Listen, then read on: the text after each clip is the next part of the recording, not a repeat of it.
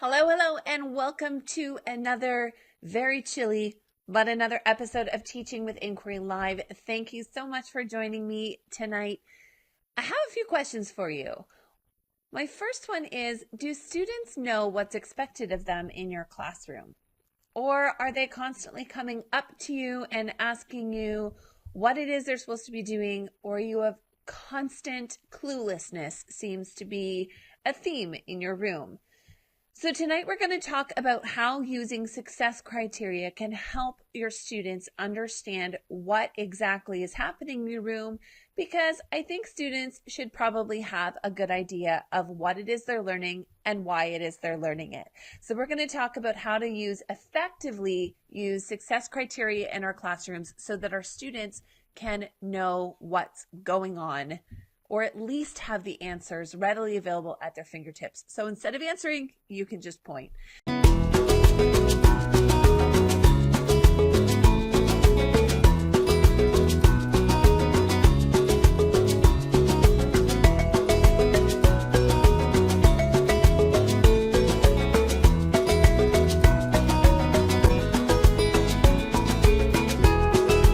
My name is Patty. I am a 4-5 split grade teacher here in Ontario, Canada, and I come live every single Monday night at 9 o'clock talking about inquiry-based learning and how to use it in our classroom. And it is my hope that by sharing my story and using inquiry in my classroom, that I can inspire you to try something different in your classroom as well, or to just get yourselves to push your teaching into new areas, or just give you the confidence to keep doing what it is you're already doing, because it's probably pretty great. So again, we're talking about success criteria. And one of the things that I was saying before I was cut off previously was, I want a stranger to be able to walk into my classroom and ask any of my students at any point in time 2 questions. The first is, what are you doing? I really hope that students should be able to identify to somebody walking in asking them that question what they're doing. That the answer shouldn't be, I don't know. I'm really hoping that my students can answer that question. For most of them, they actually can. And the second question I want them to be able to answer is, why are you doing it? Now that's the key. The reason I use success criteria in my classroom, the reason I post it and put it on the walls and it's on every single bulletin board I have in my room, whatever topic that bulletin board is about, chances are you're going to find success criteria on there, is it's the why. It helps our students to identify why they're doing that. And that success criteria is created with our students, and it is there with its purpose so that students can help us to direct where their learning is going. They are an active participant in creating the success criteria. They are an active participant in figuring out the answers or figuring out how they're going to accomplish the criteria that's on that list that they made with you. So they are invested in what is on that list. And it gives them a checklist or a hit list of things that they have to remember they've got to get through. They've got to cover that content in order for them to be successful within that unit. It's not a mystery. The ideas or the goals of the learning is not simply just to do, but it's to accomplish that checklist of criteria that you've set out together that students are going to finish. What I don't want in my classroom is I simply don't want passive students who are just coming in and doing what they're told and learning how to play the game of school. Now, I don't necessarily not want students to do what they're told. I actually do. It's good for classroom management. But I want them to be more active in their learning. I don't want them just to passively receive the education that I'm supposed to be giving them without a lot of critical thought. Now, there are a lot of students that are in our rooms right now that are just really good at the game of school. And they figure out enough that if they half listen to some of the instructions and do the work, they'll do pretty good, but it's in one ear and out the other. Now, how do I know that? Because that is the kind of kid I was in school. I was really good at playing the game, but I was also pretty disengaged in what I was doing. And it also meant that I was missing a lot and had some gaps because I wasn't always really active in my learning, but I was just really good at figuring out, just do what the teacher says, regardless of whether or not I really understood all of the things that were there. And I had to play a lot of catch up as I got older because I realized that there was some things missing. So I actively try to avoid that with my students and try to recognize when that's happening and kind of interrupt that type of learning behavior with inquiry, because that interruption and getting them to really think about what it is they're learning, that is helpful. And success criteria is what I use in my classroom as that anchor to help kids know that they are going to be active in their learning. So what is success criteria? For me in my classroom, it is simply a list of learning objectives. Now, there's some people that will say that it has to start with the I can or the we can. I think we can move beyond the very formulaic idea of what success criteria can be, and it needs to be meaningful for our students, and it's simply just a list or targets that our students need to accomplish, something that they are active in creating with us. It's not simply something that I'm designing here in my office at home and then taking it to my students and say, okay, here's the things I want you to learn, so make sure that you learn this. It is something that I am creating with my students. So how do I do that? Well, the first thing, I'm going to flip this screen here so that you can see kind of my process. I'm going to give a few examples of things that I've been able to capture over the years and kind of how I go about getting to that list. So it always starts with a provocation or an inquiry, getting students to ask questions about that provocation, and then that will lead us into what are our questions? How do we make a list of things we need to learn? So I'll flip that over and show you. I apologize that this is sideways. I wasn't able to flip it for you. But this is an example of a provocation that I've used for early European explorers and First Nations. Two simple chart papers that were given to students, and all I asked them was, what do they wonder and what do they already know? Pretty simple, not really complex, but this gave me an idea of what it was that they were interested in, what they already knew, and it also gave me some ideas of misconceptions. When they filled out this chart, I was able to see where those questions were, and together we looked at this chart and were able to develop a list of questions that they wanted to answer, themes that they wanted to explore, and topics that we needed to cover based on some of the things that they wrote here. Now, they also, if you'll notice up in that top corner, it looks like there's something there. Those are actually photos that I presented with my students as well that helped guide some of their provocations. So they would look at some of the photos, and that's where they would put in some of their wonderings. It certainly just wasn't a blank chart paper, especially about this topic. But this provocation led to those questions and what their background knowledge was. And then from there, we can look at the themes and the topics that are inside their questions, and that becomes our first set of what do we want to learn about this topic. So I let students lead. Now, I'll be honest, because I do have curriculum to cover, the pictures and provocation pictures that I'm specifically giving to students are designed to get them to think about certain things over other things. So there's pictures that include the fur trade and smallpox and the seigneurial system, where it gets students to ask questions about what those pictures are. And then because their questions are provocated by those photos, it helps me to group some of their themes are generally going to be topics that we need to cover and cover curriculum expectations at the same time.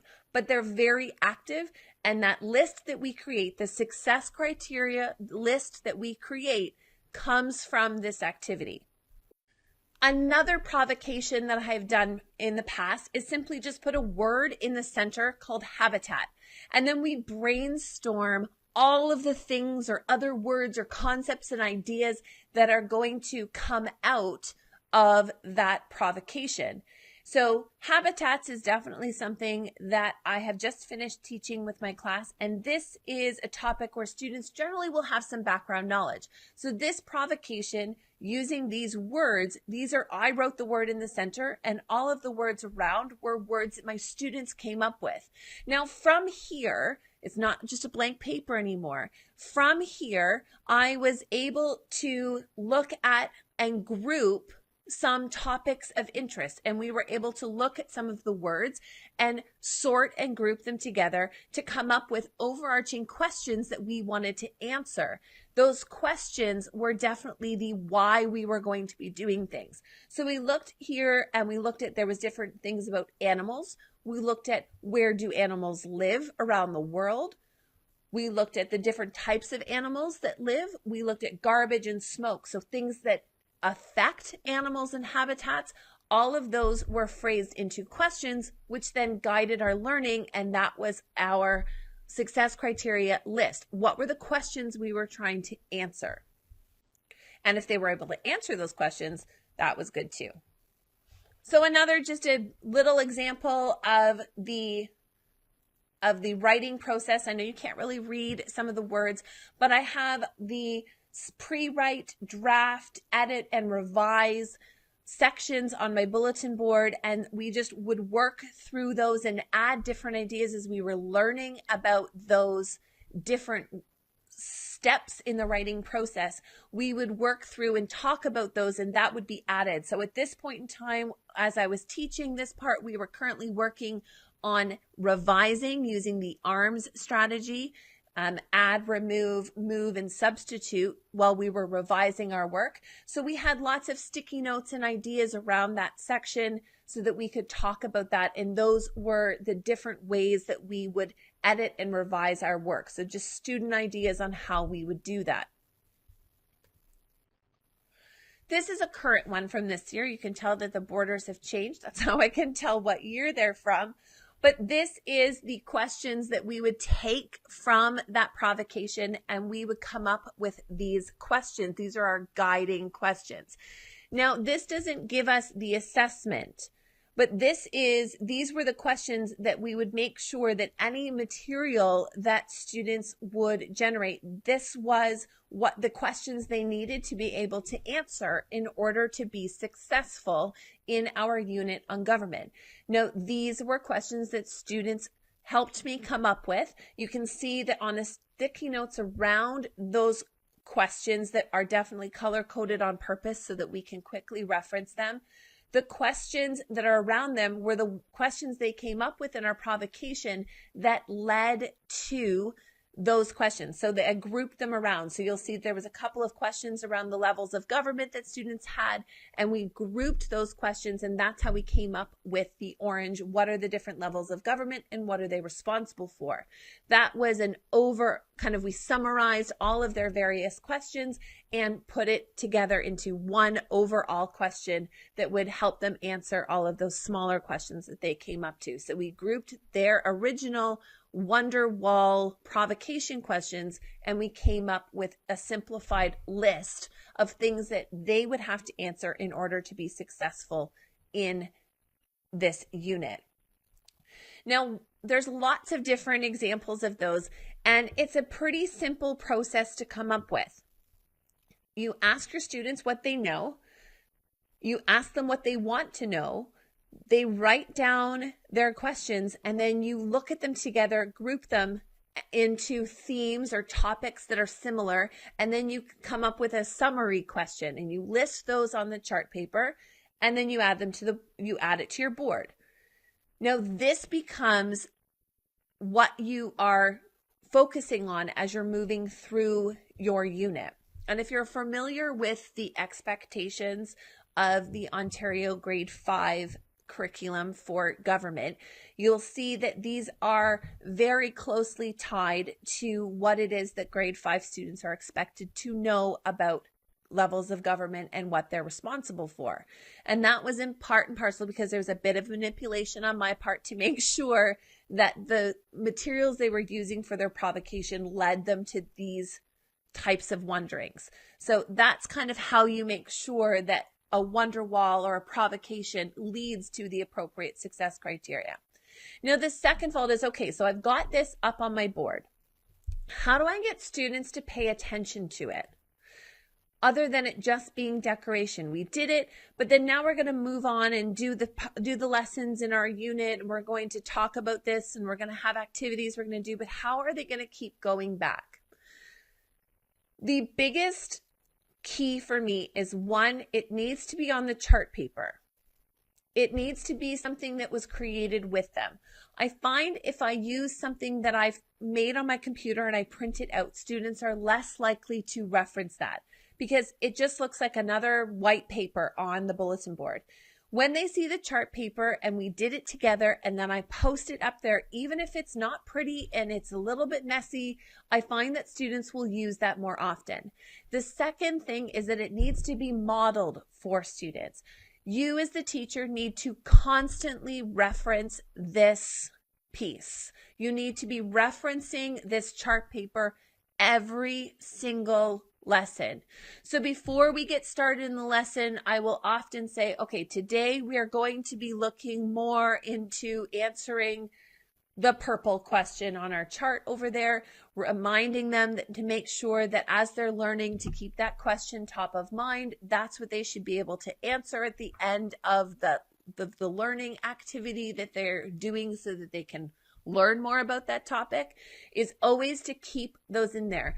I also make sure I tell them very shortly after creating this chart with them that these will be the questions that they need to answer for their final assessment, that everything we do between making this chart and the end of the unit, these are the things I'm going to be assessing them on. These are the questions they need to be able to answer for everything we learn. When they know what the test questions are so early, not that I'm always giving them a test, but if they know what the evaluative questions are going to be right before they ever do any learning, then that's a good reference tool for them. They know where they're going. So if somebody does come in and ask them those questions, what are you doing and why are you doing it? They can reference this thing they made with you. They have ownership in it. Those are their questions on the sticky notes that are surrounding those success criteria questions. They are not just something I made up or pulled out of somewhere else. They're definitely something that I made with my students. So a few more examples for you. This is another one for a report. And I'll show you, this is last year's report. This is last year's success criteria. I make another one again, although I use the same headings. You'll see familiar things. But this is what we came up with as a class about what a good report should look like. So we can write a report. What does it have? I can research my topic and make notes. I can organize my research into 3 subtopics with 3 to 5 facts each. I can write my own research in my own words. I can include my opinion.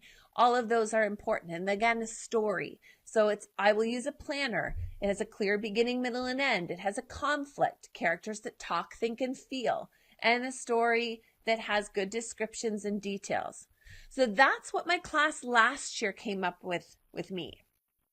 Even though I use the same kind of lessons year after year, might change up a book, but I'm using a lot of the same lessons or same routines in my classroom. I have to remake these every year because it's meaningful. It's less meaningful if I just pull out an old chart. I need to use something with my students. So you'll see that I have the same headings. I do reuse those nonfiction and fiction headings, but the chart papers that are on my board are unique to that group because this is how we organized it together. This made sense to them, where we talked more about plot and we used things like keeping it organized into subtopics and having conflict and resolution and interesting details. They were definitely different because this is more meaningful for the group that I have now. And last year it was different. They were a different group, but we came up with something different together. Even though they're very similar, they know that this is something we created together. Even though this was not the original, I will be completely honest, I do not write that neatly first time around. The first time around is very messy, and then I rewrite it so that it looks neat. But it looks the same. I use the same colors. I just write it so it's neat because and maybe I shouldn't. Maybe I should use the messy one, but I can't help myself. I need to have it up there.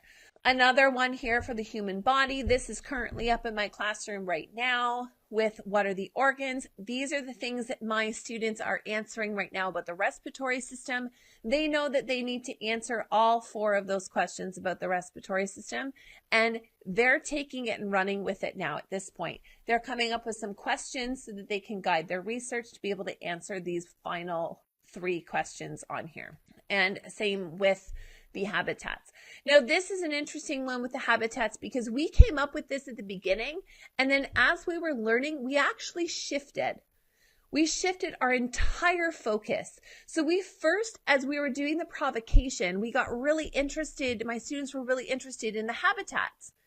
As we started learning, they got a little bit more focused on the animals and were less concerned about learning all about the different habitats like they had been at the beginning. They were really focused on identifying habitats and the animals that were inside of it, and really they wanted to research specific habitats. But as their learning progressed, their focus and interest and passion changed from learning more about the habitats to really having the animal that they were really interested in. That guided more of their learning. They wanted to know about adaptations, not of every animal or 4 or 5 animals within a habitat. They wanted to know of adaptations of their specific animal that they were really interested in. And they started making books and started creating different things, and we had to completely shift. So this came down and was replaced by something else because our entire focus shifted, because I had to follow their lead. They were more interested in learning about habitats from a different perspective. So we completely took a left turn and shifted our focus. Still covered learning expectations, but definitely we had to change from this to a different focus because that is where their interests were lying, and they wanted to learn more about habitats through the lens of looking at it from an animal's perspective, as opposed to looking from the top down from what were the habitats and then what were the animals inside of them. So definitely, even putting these up, you have to be cognizant of when students are paying attention to different things, and if their focus shifts, go with them and allow them to kind of take that left turn and follow their lead. Because if I continue to force and push this topic, I think I might have lost some of them because they really just wanted to learn specifically about their animal and how their animal functioned within habitats, and also why their animal couldn't live in other habitats. So it was all focused on their animal, which was a really neat thing for me to see, that sometimes it's okay to take another turn and do something totally different. And these were, so we took those, and these were the other questions that we came for their final. We got really specific, and they had to come up with these specific questions and answer these that we came up with. So they used the previous example, and then we had to switch more into their animals' adaptations. We had to make that switch because that's what they were focused on. And another example for math as well. So in summary, the best things to do with success criteria is to follow your students' leads, make their questions as your guide. Don't create the success criteria on your own. Have them be actively involved. Use their own words and their interests to guide what overarching questions and themes you're going to be answering through your units, and post it for your students to see. Why? Because they need to be able to answer 2 questions. What are you doing and why are you doing it? Those are your key objectives, is that students can answer those 2 questions. You put these guiding questions up on your boards because you want students to be able to answer these questions. These are going to be the leads of what it is that you are going to be assessing at the end. They need to know the answers to these questions. This will guide their learning. It is the why of what you're doing in your classroom, not just because you want to, because they have told you that that's what they want to learn, and you are following their lead, while also covering curriculum expectations. It also means that you have your assessment questions pre-planned right ahead of time, so you know exactly what you're looking for all throughout your unit. So because you know what you're looking for, when you see it happening and you see evidence of their learning, you can quickly make note of it because you've already got it planned, and your students can design activities and design learning and prove their knowledge on those questions quite quickly, which makes assessment a little bit easier than you having to plan something at the back end that will test them on maybe all of the things they've learned in bits and pieces along the way. When you're really focused on those learning objectives, the assessment pieces will fall into place because you'll see it happening when it happens, and you can quickly grab samples of evidence as they answer and hit those topics as you cover them. You also need to model for your students to use that success criteria constantly. Reference it, touch it, use it, talk about it, assess it, give evidence for it. Talk about how students are going to show their learning for that success criteria. Each and every time you talk about that topic, you should be referencing the success criteria. It should be posted, very visible for your students to see. If you don't have board space, I highly recommend getting a trifold board that can be put up every time you're in that subject. Or if you're a Rotary teacher, you can carry it with you and bring it in. It's got to be accessible for students so they can reference it, so they know what it is that they're learning and they know why they're learning it. And the why is often led by them themselves, because it's not just about you, it's about them as well. So that is my tips for success criteria. I'm really hoping that that gave you some new ideas to use in your classroom, or maybe just to add to your toolbox of different things that you are using to make sure that you can get your students to actually use that awesome stuff you probably already have on your wall, so that you have more time to work with students because they're not asking you constantly the same question of, what are we doing? I don't know what we're doing. So I'm hoping that this was a valuable conversation that we could have tonight about this topic. So thank you so much. I will see you next week. Good luck, stay warm, and I will see you on Monday.